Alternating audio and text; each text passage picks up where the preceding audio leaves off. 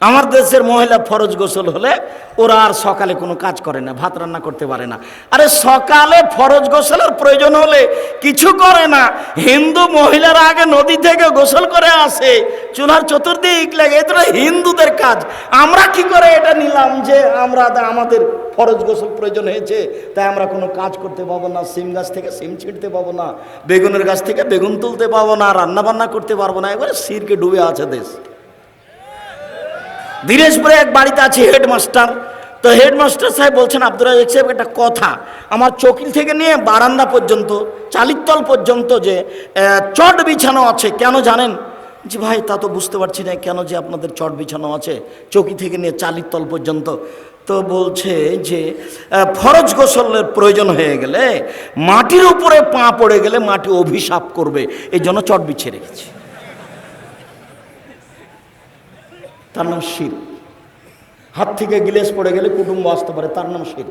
ঘরের উপরে কাক ডাকছে, কুটুম্ব আসতে পারবে, তার নাম শির। তারপরে বাচ্চা হয়েছে, রাতে বের হলে তাকে লোহা হাতে করে বের হতে হবে, নইলে চোরাচুন্নি পাখি বাচ্চাকে ধরবে, এরই নাম শির। আতর ঘরের পুরোটাই শির।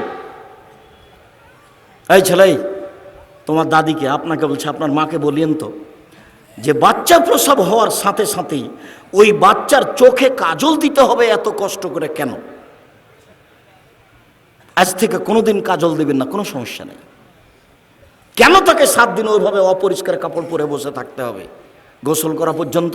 বাচ্চা প্রসবের সাথে সাথে একবারে গরম পানি দিয়ে গোসল করে শাড়ি পরে থাকবে, দাঁড়ি শাড়ি।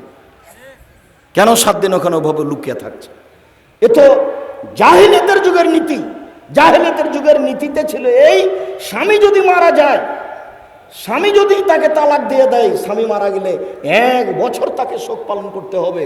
কানটাতে একটা কুঁড়ে ঘর বানিয়ে দিবে, কানটার দিকে একটা কি করে দিবে, কুঁড়ে ঘর বানিয়ে দিবে, ছোট্ট ময়লাযুক্ত কাপড় পরে থাকবে 1 বছর। ওর জন্য প্লেট ভিন্ন, থালা ভিন্ন, গ্লাস ভিন্ন, ওটা থেকে ও ছুঁবে না। ওই উপর থেকে নিয়ে যা তাকে ভাত ঢেলে দিবে। এটার নাম শোক পালন 1 বছর, এটার নাম জাহেলিয়াত। এই দেশের মাটিতে কত জাহেলিয়াত আছে আর কত শিরক আছে।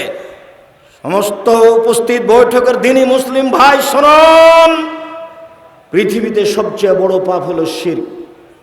শিরক করলে আল্লাহর মানের হানি হয়, শিরক করলে অতীতের সব নেকি নষ্ট হয়ে যায়। 2, অকুকুল অলেদান, পিতামাতার অবাধ্য চলা। পিতামাতার অবাধ্য চলা পৃথিবীর 2য় মহাপাপ। জিনা বড় পাপ, তবে পিতামাতার অবাধ্য চললে যত বড় হয় তত বড় নয়।